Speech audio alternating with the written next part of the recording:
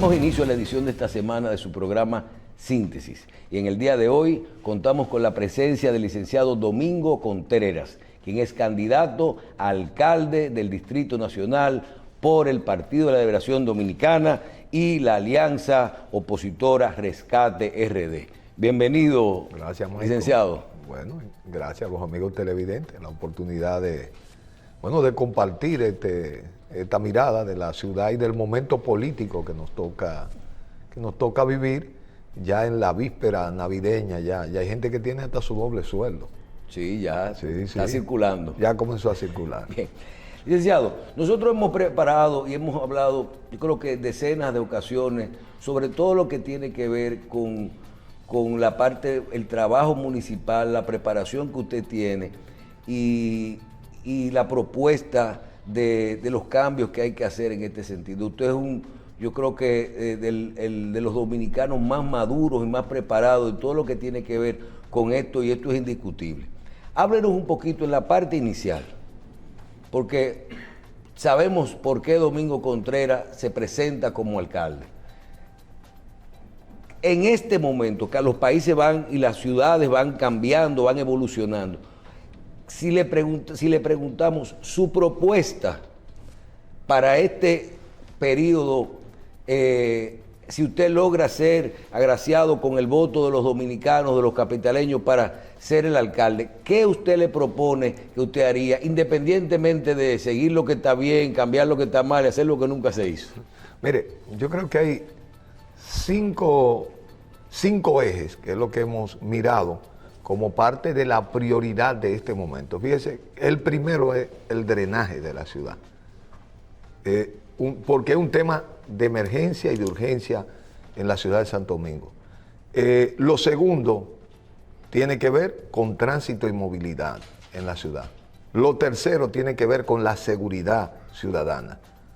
Lo cuarto tiene que ver con el manejo integral de los residuos. Y el quinto tiene que ver con bienestar humano, que son un conjunto de políticas destinadas a los jóvenes, a las mujeres, a programas de, por ejemplo, que lo hacíamos, el uso del espacio público, aeróbico, zumba, cuidado de la salud, el tema de protección animal. Hay una serie de políticas que ya son fundamentales en cualquier ciudad, cualquier metrópoli como esta. Pero el primero, el drenaje, porque de pronto... Aunque no se vea, ¿usted está dispuesto a involucrarse en un proyecto de drenaje de la ciudad, aunque sea una obra que quede debajo de la tierra? No se ve, pero se siente.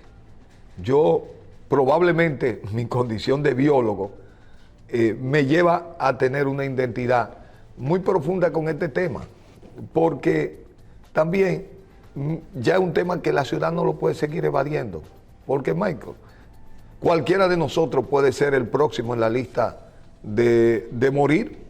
Nosotros tenemos 2 acontecimientos, noviembre 4, 10 muertos, 5,000 vehículos ahogados, miles de daños a familias que viven en la zona vulnerable.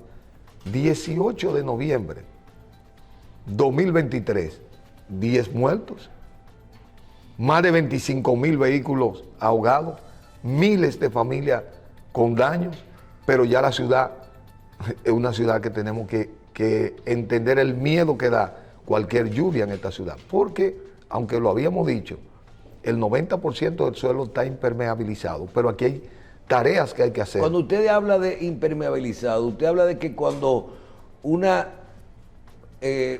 tierra, el terreno está con tierra, funciona como drenaje natural. Es correcto. Pero cuando tú le pones asfalto o cemento, ya ahí tú no tienes nada que hacer. Vamos a ponerlo para que se entienda. Una vivienda en la capital que tuviera 800 metros de solares y tenía 300 metros de construcción, tenía un patio de 500 metros, en el que habían árboles, había quizá una gravilla. Cuando caía un aguacero, esos 500 metros servían como una superficie para que el agua se drenara. De forma natural. Pero a medida que la expansión urbana de la ciudad ha ido ocurriendo, toda esa superficie que ayudaba al drenaje en la ciudad se ha ido convirtiendo en un edificio. Cuando llueve en ese terreno, el agua se va al perfil de la calle. Pero igual ocurre en los sectores populares, los callejones, los pequeños patios, que antes estaban en tierra, todos se han encementado. Y por lo tanto, ¿qué es lo que ocurre? Que ese drenaje natural hay que sustituirlo, porque el agua va a buscar la parte más baja para poder drenar. Si ya no lo puede hacer en ese suelo, tú tienes que sustituirlo con infraestructura. Y las infraestructuras que tiene, tanto naturales como las que puede construir, tiene que tenerla en plenas condiciones. Porque también mira lo que pasa. ¿Para qué son los contenedores? Para conducir el drenaje del agua. Pero nosotros también hemos ido dañando los contenedores. Por ejemplo, una torre que se construye en el área del parqueo para llegar al soterrado. Le hacen una subida. No, le hacen una subida y le hacen una rejilla y disminuyen el ancho del contenedor. Pero el otro tema es obras públicas con el asfalto. Se ha sobreasfaltado, se ha disminuido el ancho del contenedor y se ha convertido el asfalto en una rampa para que el agua entre a los soterrados y ha convertido los soterrados en una piscina. Yo veo muchísimas torres que han tenido que buscar bomba ladrona para sacar el agua, poner sacos de arena para impedir que el agua entre.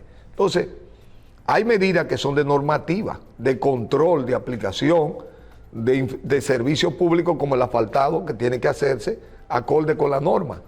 Y también hay un tema de emergencia que tenemos que construir. Digamos, estos aguaceros son el resultado de una época climática diferente a escala global. ¿Qué es lo que podemos hacer? Adaptarnos y tomar las medidas en lo que generamos infraestructura, tomar medidas de emergencia y de urgencia que hay que hacerlas. Por ejemplo, aquí hay 15 puntos críticos en la ciudad. Tú dices Charles Sommer con Churchill, la Guarocuya, frente al Parque La Pradera, en el 5º centenario, en el punto de la... en Cuesta Hermosa. En Cuesta Hermosa, toda esa zona de cañada, tanto en la Monumental como en Camino Chiquito, todas esas zonas críticas que rápidamente los propios bomberos con la policía combinada deben estar apostados solo con el anuncio de una lluvia, aunque después se tengan que retirar, porque aquí ocurre algo. Desde que caen 3 gotas de agua, se colapsa el tránsito y las unidades de emergencia no pueden llegar a los puntos críticos en el momento que tienen que estar. ¿Usted entiende que aquí cuando se anuncie aguacero de esta naturaleza, o por lo menos se conozca, nosotros debiéramos declarar automáticamente emergencia y mandar a todo el mundo para su casa? No, depende porque ya hay informaciones de calidad, tú tienes informaciones satelitales, tú tienes el Centro de Meteorología de Miami, la misma unidad de meteorología nuestra. Jean Suriel se ha convertido de alguna manera un informador científico que da informaciones de calidad. Tenemos informaciones de calidad. Ahora, ya la ciudad está en un punto tan crítico que cualquier aguacero es preferible que las unidades de emergencia estén apostadas en los puntos críticos, que es mejor que no entren en operación, pero que estén ahí por si se necesita. Es un tema de daño y de puesta en peligro de todos los ciudadanos. Usted arrancaría básicamente con abrir bien los 3 drenajes que están y arreglar los otros 2. Y comenzar a hacer esa línea, interconectar los puntos críticos, pero además, aquí hay una medida que hay que adoptar. Los invernales, que son los recolectores de agua, desde los contén con pozo filtrante para lanzarlo al subsuelo, la mayoría están colapsados, 80%. De las redes invernales que tenemos, la mayoría están llenas de plástico. Yo hice un ejercicio en Villa Consuelo, contraté yo mismo a un servicio de eso que lo voy a presentar, y el 80% de lo que saqué de ahí fueron botellitas plásticas. ¿Qué es lo que estoy proponiendo? Y una de las medidas que adoptaría, ponerle un precio a esa botellita plástica de $1. Probablemente ese no es el precio que tiene, pero es un precio para ser atractivo y poner en movimiento la valorización del plástico PET. Porque aquí hay un fondo que está en la ley de residuos sólidos 225-20, que es el fideicomiso. Esa es la que me descuentan a mí de los impuestos. Correcto, todos nosotros damos un aporte a ese fondo. Pero además, la industria dominicana le conviene generar una industria local. Con un subsidio. Debe comenzar porque ya lo tiene el subsidio, existe.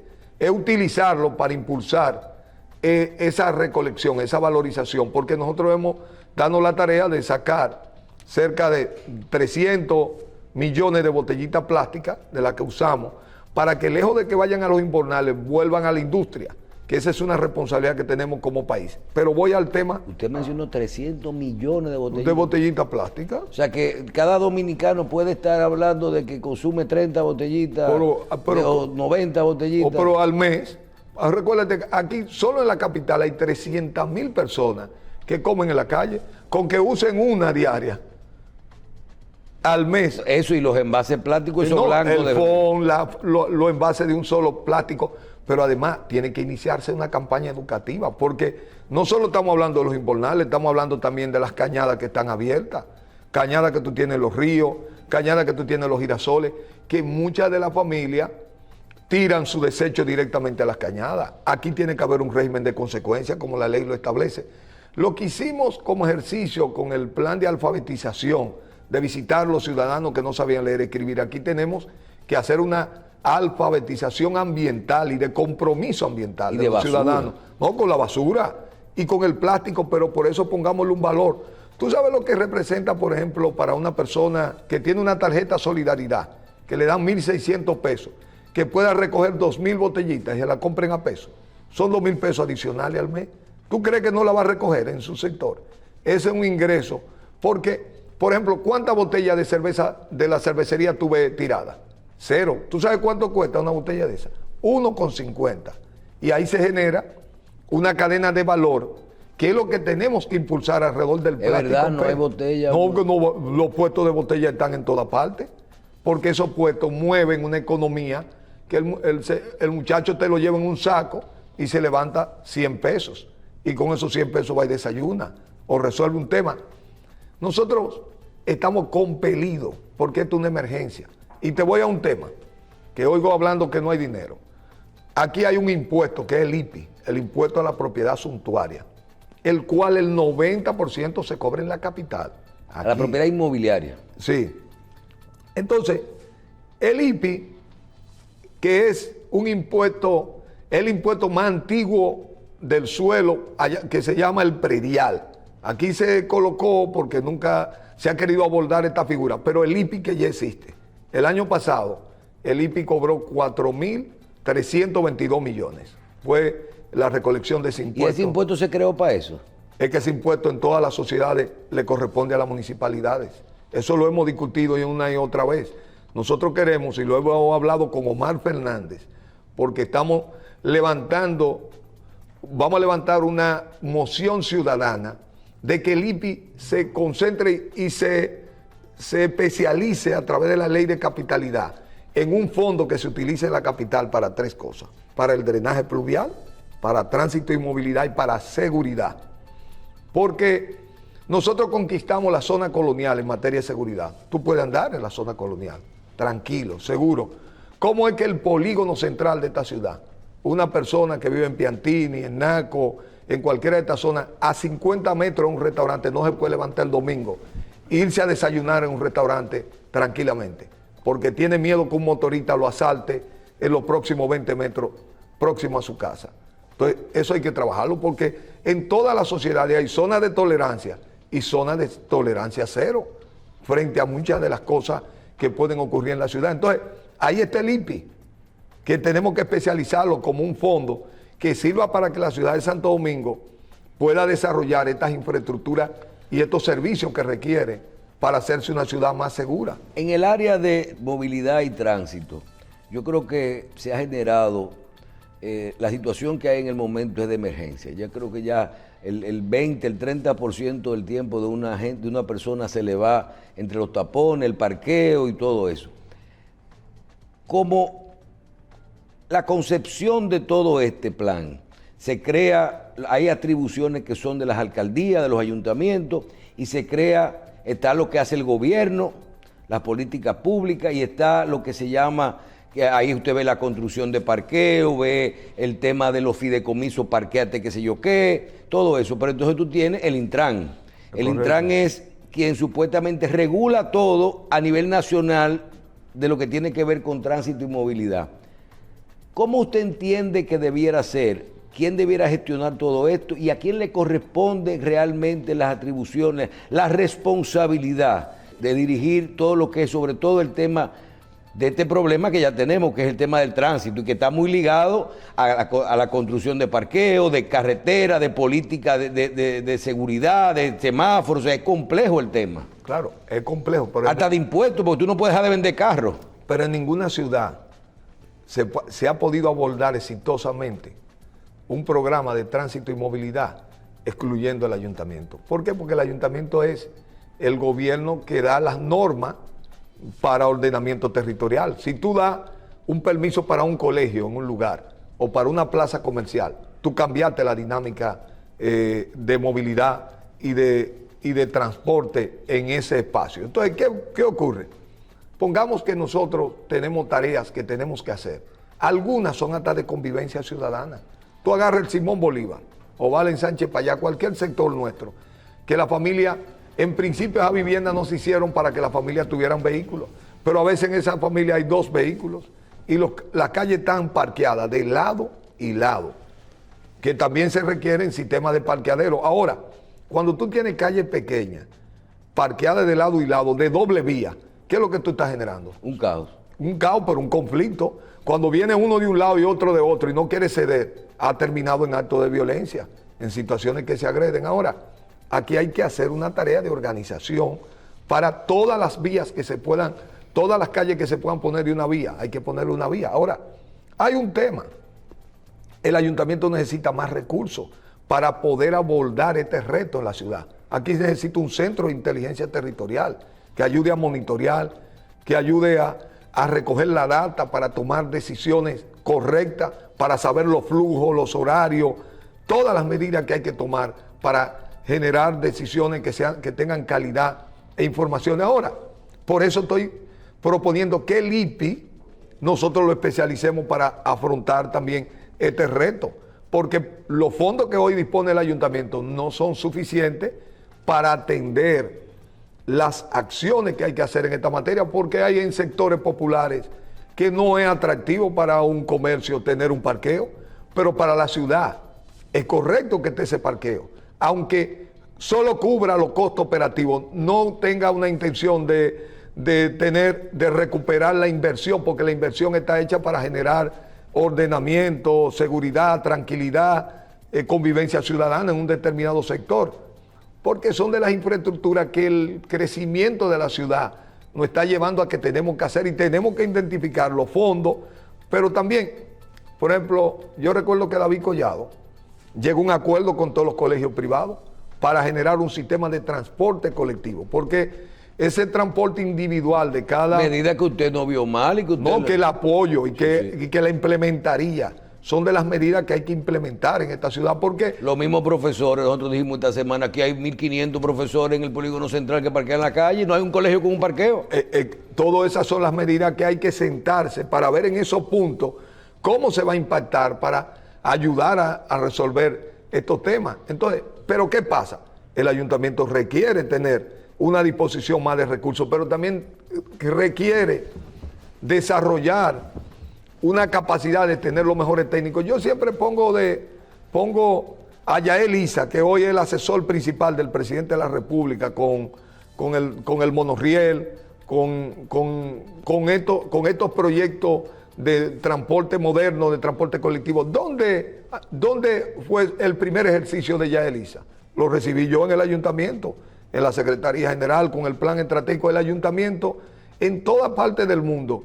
Es la instancia que contribuye también a formar estos perfiles profesionales. Y el ayuntamiento de la capital, con los retos que tiene, requiere un equipo de jóvenes, de personas también con experiencia, que podamos afrontar estos retos conjuntamente con los diversos actores que tiene la ciudad.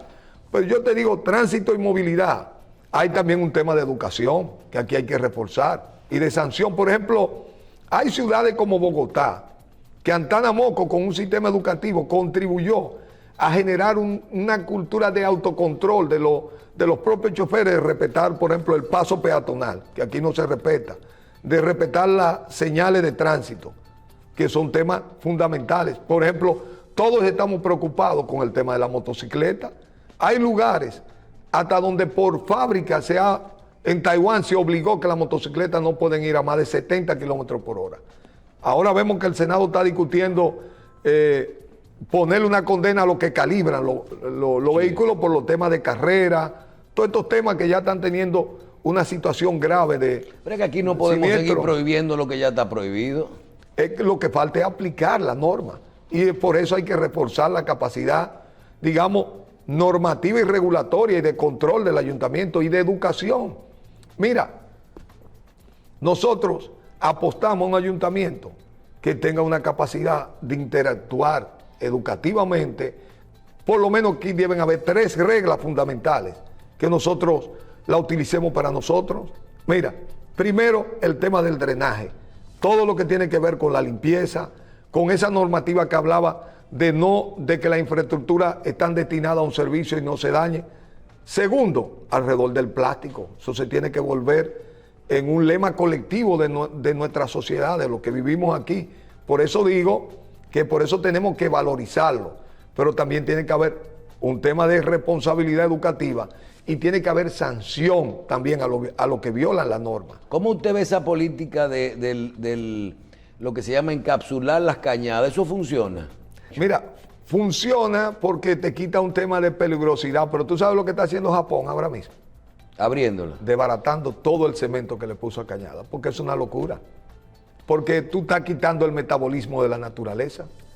Porque esa cañada no la hizo el hombre, lo hizo la naturaleza en esos lugares. Y ahí, pero es que las cañadas las hemos ido cerrando y cerrando y ya no hay espacio natural No, pero por eso tú haces los puentes, que probablemente aquí en esta etapa de que estamos viviendo, porque no tenemos todavía una cultura de ese nivel de respeto al medio ambiente, optamos por tapar la cañada. Pero al tapar la cañada, fíjate que lo estamos mirando, pero en estos últimos fenómenos, el agua la sobrepasó. Y cuando te arrastra basura, entonces la revienta y se convierte en algo peor.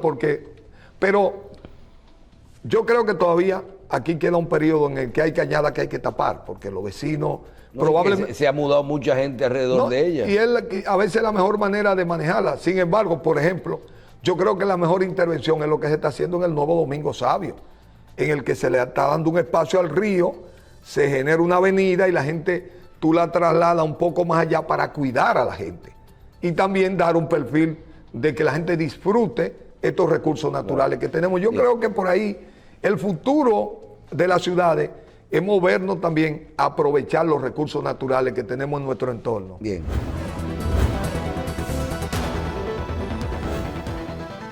Bien. Qué bueno cuando hay campaña uno puede hablar, tutear a los amigos. En este momento vamos a separar lo que es su campaña, su propuesta a la alcaldía. Usted se especializó en 2 áreas, todo lo que es medio ambiente y todo lo que es municipalidad. Así vemos a Domingo, pero en su vida personal también vemos la fundación y todos esos conocimientos. Hay una realidad, y así también cuando lo escuchamos, vemos que usted reconoce sus propuestas, pero también reconoce las cosas que hay que hacer y que se hacen, que las hacen bien, cuando el interés es nacional. Hay una realidad, el cambio climático. Hay un reto mundial y una realidad mundial de unos efectos diferentes y mayores en todo lo que tiene que ver. Más calor, más fuego, más frío, más agua el mismo día, época diferente, más sequía, más inundación, más de todo y diferente y en diferentes épocas. Las infraestructuras están construidas para una capacidad de un huracán. Podemos analizar todas las obras del mundo, pero si fueron construidas para 150 kilómetros por hora y ahora tenemos huracanes de 300 kilómetros por hora, todo estaría mal. Tenemos cañadas diseñadas. Vi un reportaje de CNN que decía que las inundaciones recientes, no hay una ciudad del mundo que las aguante, que tú le puedas hacer todos los drenajes y todos los servicios que faltan, y no hay una... Japón se inunda Nueva York se inunda, no están preparados porque el cambio es significativo. Bajo esta realidad, a futuro, ¿qué usted entiende que nosotros debemos hacer como nación? Integrarnos a todo esto. Hay unos que dijeron, prepárese para vivir así. Prepárese para vivir así. Dijeron, coja los zócalos de su casa que en vez de ser ya de 10 o 15 centímetros, prepárese para que los zócalos sean del tamaño de un piso, porque el agua ya va, cada vez que llueva va a pasar a la altura, el triple de la altura para la que se creó. Si usted le ponía un bloque a la cama, ahora usted le va a tener que poner 4 y una escalerita para subirse, porque vamos a vivir así. ¿Qué usted opina de todo esto? Mira, cada época nos hemos ido adaptando a esos desafíos que tenemos. Por eso he dicho, la ciudad tiene que hacer un centro de inteligencia territorial con los centros educativos para generar modelos y ver el impacto que tiene en vivo, fenómenos que no lo hemos vivido antes, para cambiar las normas. Las normas se tienen que ir adaptando a la realidad climática. Por ejemplo, esta ciudad que tiene un efecto isla de calor, se tiene que proponer sembrar 1 millón de árboles para ser más fresca. Tiene que hacer una norma, tú no me puedes poner techo negro, me tienes que poner el impermeabilizante, tiene que ser blanco para que haya menos absorción de calor. Es decir, la norma para construir y la norma se adecúan a la realidad del medio ambiente, porque no lo podemos controlar, lo que podemos es adaptarnos. Los dos elementos esenciales frente al cambio climático son la adaptación a la nueva realidad creada y después viene la mitigación para disminuir los efectos y después aumentar la resiliencia, que es la capacidad de adaptarnos a esta nueva realidad y prosperar. Y no tenemos que cambiar también algunas normativas, decir, por ejemplo, se acabó la construcción en el polígono central, en una casa que se hizo para 10 gente, para 3 personas, ahora hay una torre de 30 apartamentos. No debemos decir, por ejemplo, vamos a diseñar una nueva ciudad, vamos a autorizar nuevas áreas para que ya tengan buen drenaje, buena circulación, buen parqueo. No autoricemos más oficinas en ciertas áreas. Bueno, todo eso implica una rediscusión. Tenemos que poner que los científicos, los técnicos y después ya los comerciantes podamos discutir esos nuevos retos. Pero, por ejemplo, es que nosotros hoy en la capital no tenemos capacidad ni siquiera para un aguacero normal. No es los grandes fenómenos. Mira que los grandes fenómenos aquí se han concentrado en una fecha específica, en el mes de noviembre. Pero a lo largo del año, cualquier día que llueve, la ciudad colapsa. Yo le pregunto siempre a los taxistas, porque digo, bueno, el día que llueve es tu mejor día.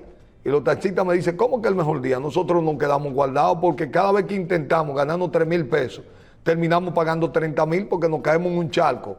Se nos daña el vehículo y tenemos que pagar mayor dinero para arreglarlo. Entonces, yo te digo que esos nuevos desafíos implican que tomemos decisiones, lo mismo que digo con el plástico. ¿Cómo? Si el plástico es uno de los elementos que nos impermeabiliza el uso de la infraestructura que ya tenemos, incluyendo las cañadas, que nos la tapa, tenemos que proceder porque ese plástico es parte de la cadena de negocio en la que procedemos a vender los productos. Entonces, es que ya esta medida que hay que adoptar en la ciudad, y por eso digo, ya no es recoger la basura, no es que no tengan limpia y barrida la Linco, es que no puede estar la Linco barrida y la cañada estén tapadas y los invernales estén tapados, o que Villas Agrícolas, que tiene la estación de transferencia, sea un vertedero que no opere con eficiencia. Es que hoy, esos desafíos que tú estás indicando, implican una nueva conducta de nosotros, y una nueva forma en que la institución tiene que asumir su reto. Y es verdad, tú dirás, bueno, pero los recursos que tiene la institución no son suficientes para atender los retos que tiene. Por eso estamos buscando esta figura, para que esta figura del IPI permita que el ayuntamiento pueda dotarse de estos recursos para atender los 3 retos principales que tienen que ver con eso. ¿Qué usted opina de las alianzas público-privadas en temas municipales? Son importantes, las han habido siempre. Lo que tienen que tratar de estar debidamente reguladas y hacerse acorde con la norma. ¿A usted le gustan en forma de negocio o en forma de donaciones? Mira, puede ser en cualquiera de las dos modalidades. Fíjate que aquí los ayuntamientos antes recogían ellos mismos su basura, se tercerizaron y después se convirtió en la mejor manera de abordar este servicio, casi a nivel de todas las grandes ciudades del mundo. Es igual que el fideicomiso. El fideicomiso es una tremenda figura porque tú pones a un tercero, vamos a poner que tú digas, este fondo se va a utilizar para el drenaje. Tú no puedes ya como autoridad decir, bueno, vamos a utilizar este fondo para construir estaciones de transferencia. Lo que está pasando con el peaje, que ahora se construyeron carreteras circunvalaciones, carreteras con un fideicomiso que se llama RD Vial, y ahora tú no le puedes quitar el peaje, pero porque están comprometidos esos recursos por la construcción de esa carretera. Pero es correcto, porque tú estás logrando que los fondos vayan al propósito que se quiere y tú puedes mantener para el mantenimiento, para el desarrollo de nuevas vías, y eso es importante. Estas figuras juegan ese rol y nosotros, por ejemplo, el ayuntamiento tiene que hacer uso de esas figuras para poder hacer frente a los retos que tiene. Aquí, por ejemplo, en el marco del ayuntamiento, la alianza público-privada fundamentalmente ha sido tema de donaciones, tema que el privado le dona al ayuntamiento para mejorar un parque. Pero grandes alianzas para temas, por ejemplo, el tema de los estacionamientos en todos los niveles, se presta para una alianza público-privada. Perfecta. Parquea TRD. Parquea TRD. No un fideicomiso con esos fines. Es un fideicomiso, pero un fideicomiso público. Ah. Es público porque son fondos del Banco de Reserva. Y ahí no entran los privados que pueden hacer esto. Pudieran entrar, entonces ya habría un contrato diferente frente a los privados. Bueno, en Puerto Rico hay las alcaldías toman fondos privados y le dicen, en ese parque tú puedes hacer un parqueo. Entonces la empresa privada hace un parque debajo un parqueo de 5 pisos debajo del parque y vuelve y le entrega a la ciudad su parque arriba. Y ellos utilizan esa área. Aquí más que todo está como un sistema de concesiones en el que el Estado le concesiona a un privado el uso de un bien público que es el suelo, él hace la inversión y se le da un periodo para el tema de repago de la inversión hecha y la ganancia que tiene que tener. Son modelos que están ahí y que, por ejemplo, el ayuntamiento, que es el que tiene la autoridad sobre el subsuelo, o lo concesiona, por ejemplo, a Parquea TRD, que es un fondo público, o a un fondo privado.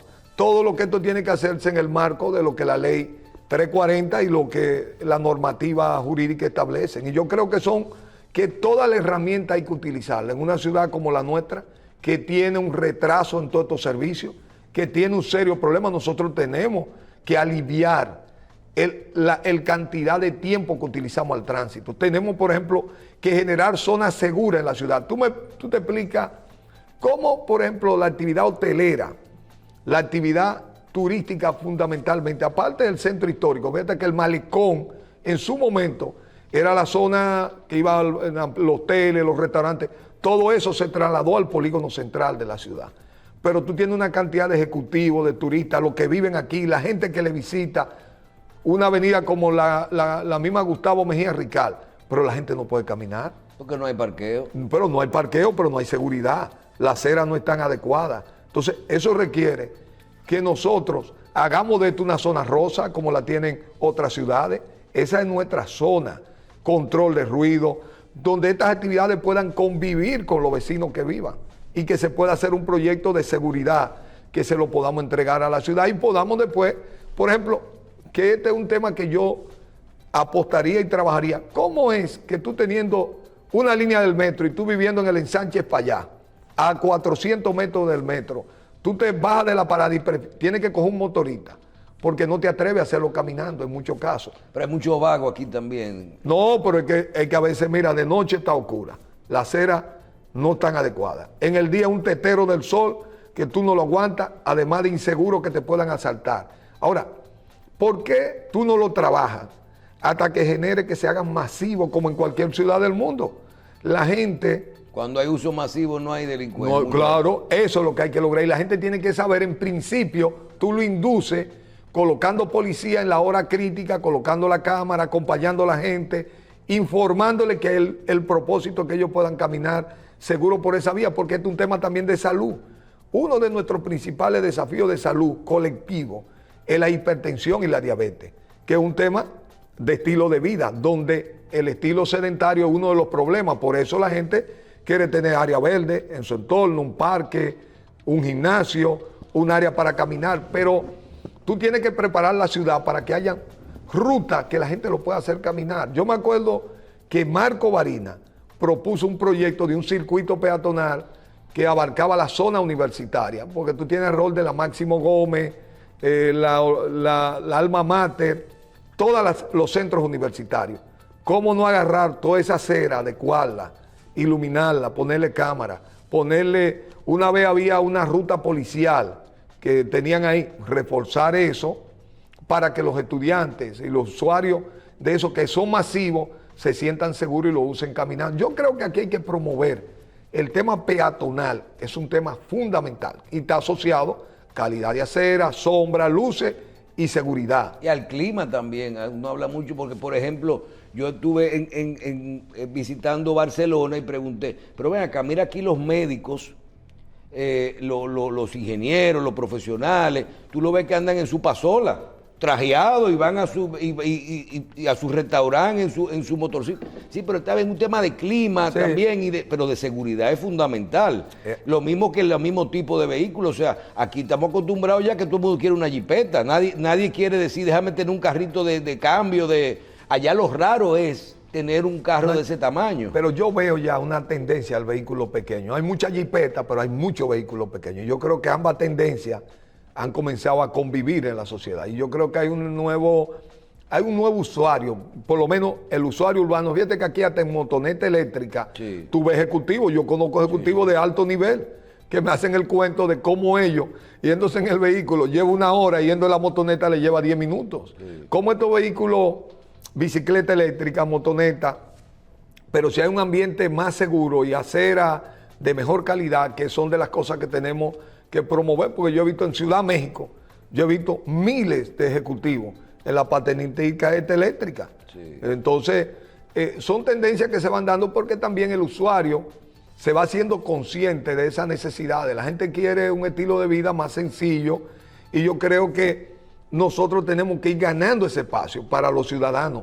Por eso, yo digo que nosotros tenemos que acostumbrarnos a inaugurar y a celebrar como un indicador importante para la ciudad los volúmenes de reciclaje que hagamos, la limpieza de los invernales, la velocidad con que el drenaje cada vez que llueve la ciudad se limpia y cada punto crítico que lo pasamos de vulnerable a un punto seguro. Porque yo digo que las buenas políticas públicas ayudan a eso. Y lo pongo de ejemplo siempre. ¿Cuáles eran los puntos, los lugares más críticos aquí cuando cae un aguacero? La Barquita, el Rito de la Vega, Tenguerengue, la Mesopotamia. ¿Tú has escuchado que dentro de esta lluvia alguien ha mencionado la Barquita? No, porque se cambió todo. Se cambió. Ese lugar, que era un lugar vulnerable, ahora... ¿Usted ha visto los drenajes de la Barquita? Claro, porque participé en ese proyecto. Es un drenaje pluvial abierto, inmenso, con un drenaje sanitario en el medio cerrado, cosa... Bueno, eso es lo que tenemos que hacer, porque lo solicitamos aquí, porque también todos estos drenajes lo estamos haciendo... Todos estos sistemas de galería que yo oigo que no se puede hacer, tenemos la máquina porque son con la misma máquina del metro, son de la OPRE, son propiedad. ¿Esa máquina que se trajo para hacer el túnel de ahí es del gobierno? Claro, son del gobierno. Yo pensaba que son una firma privada. No, son propiedad del gobierno, pero igual, pueden ser de un privado y se le puede contratar. Bien. Pero lo tenemos en el gobierno. Bien. Licenciado, vamos al proceso. Ya usted es el candidato a alcalde del PLD y del Rescate RD de la Alianza. Usted acaba de designar a Janet Camilo como su candidata a vicealcaldesa. Háblenos de esta alianza. Vemos una integración completa con su candidato a senador de la Fuerza del Pueblo, que es Omar Fernández. Háblenos de cómo va la alianza, cómo usted ve los números en este momento y sobre todo la integración de todo este grupo de partidos y lo necesario que son para que su pretensión de ser alcalde sea posible en este momento. Mira, yo estaba con Janet Camilo presentando, yo acuerdo una expresión que usó Peña Gómez de café con leche. Era un poco con milagro, pero una de las compañeras que dijo, no, ustedes son un capuchino. Y dije, bueno, ya está mejorado. Ya está mejorado, este café con leche ya tiene espuma. Y tiene espuma porque también tenemos integrado en esta tripleta a Omar Fernández, que es una figura nueva que ha tenido un gran impacto y una gran aceptación del electorado capitaleño. Yo creo que somos una propuesta que responde a estos retos que tiene la ciudad, a estos retos del cambio climático, a los retos de nuevas normas, de educación ciudadana, de tránsito, de seguridad, de drenaje. Y yo creo, y además alguien pensó que esta alianza iba a quedarse en un simple enunciado. Alguien dijo, es una alianza rara. Pues la alianza rara se ha convertido en entusiasmo. Ya comenzamos a crear los mecanismos de trabajar de manera conjunta. Ya tenemos una coordinación que va a operar en el territorio, ahora en el proceso electoral, y va a operar en el momento también ya del día D, que es el día de elecciones. Y vamos también combinándonos con sectores importantes, porque la capital también tiene diferentes sectores agrupados que no están tan en la vida partidaria, porque nosotros tenemos que entender que el 50% de los capitaleños no están afiliados a ningún partido político y que requieren que sus candidatos puedan tener propuesta y compromiso y trayectoria para hacer frente a los retos que tiene la ciudad. Yo siento que de entusiasmo, lo hacemos con alegría, no estamos disfrutando este proceso, y cuando eso ocurre, por mi experiencia política, los resultados llegan solos. Cuando se genera esa empatía y se genera esa conexión y se es capaz de poder presentarle a la gente lo que la gente quiere, porque mira lo que está pasando. Las elecciones son en 2 meses. En 2 meses. Eso es lo bueno, que son en 2 meses. Hay 76 elecciones municipales que han ocurrido del COVID para acá en América Latina. ¿Tú sabes cuánto han ganado los partidos de gobierno? 0. Hay 19 elecciones presidenciales que han ocurrido del COVID para acá. ¿Tú sabes cuánto han ganado los partidos de gobierno? 1 en Paraguay. ¿Tú sabes cuánto daban la encuesta en cada lugar de eso? ¿Quién la ganaba? El gobierno. ¿Tú sabes quién perdió? El gobierno. Hay una diferencia entre la encuesta y los votos. Yo veía hoy creo que era el director del Banco Mundial. Sí, que habla que ya las encuestas no son válidas. No son válidas, la gente está insatisfecha. ¿Y no será que los partidos han utilizado la encuesta como un mecanismo de mercadeo, manejando siempre los números finales? Mira, por las razones que sea. Sobre todo las encuestas a destiempo. Porque hasta en Estados Unidos ha pasado lo propio. Probablemente el elector de hoy es un elector que el voto no es ese voto que alguien de militante, es un voto volátil. Fíjate, yo estaba mirando las elecciones argentinas y las mediciones eran semana a semana y cambiaba, de una semana las simpatías se movían por un lado.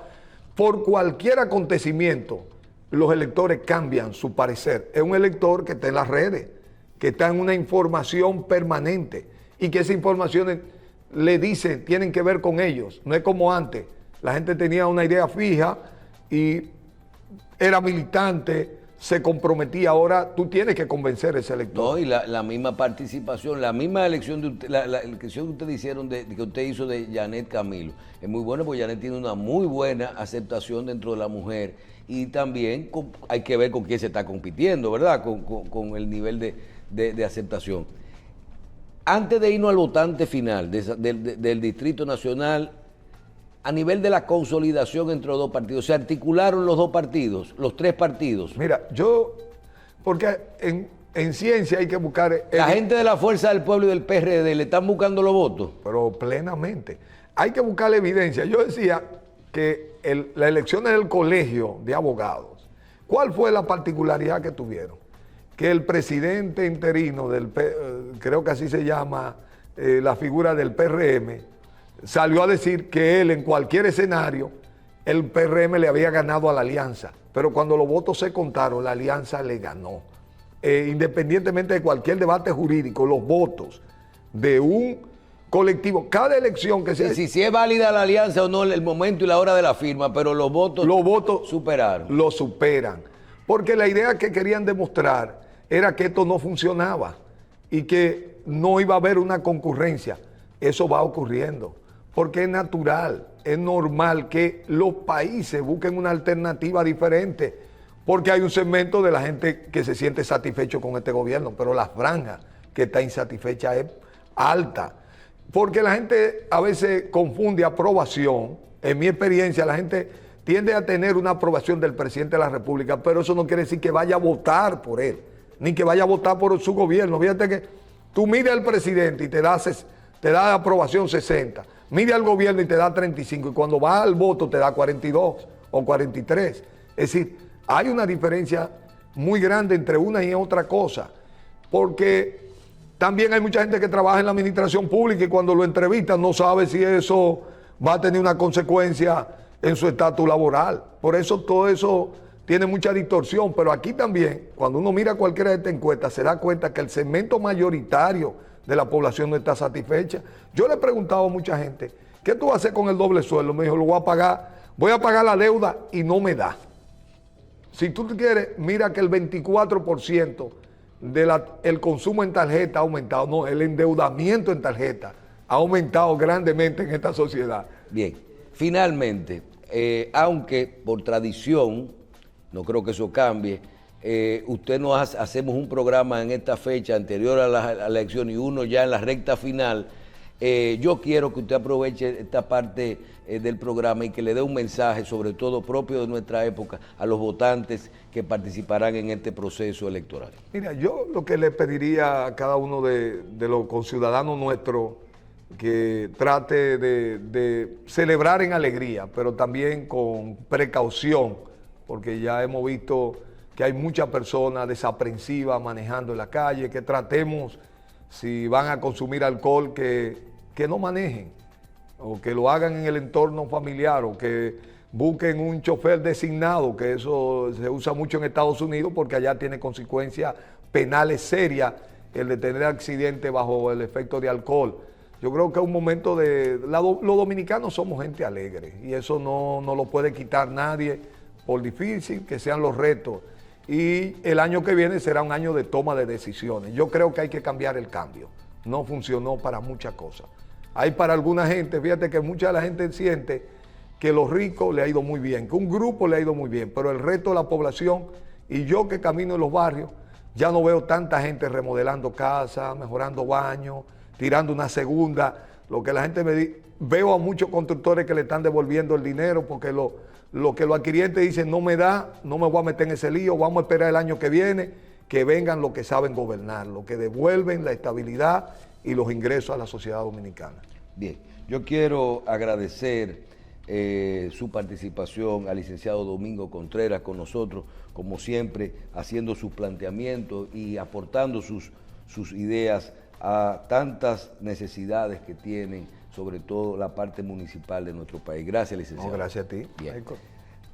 Licenciado Domingo Contreras, candidato a alcalde al Distrito Nacional del Partido de la Liberación Dominicana y de la Alianza Opositora Rescate RD.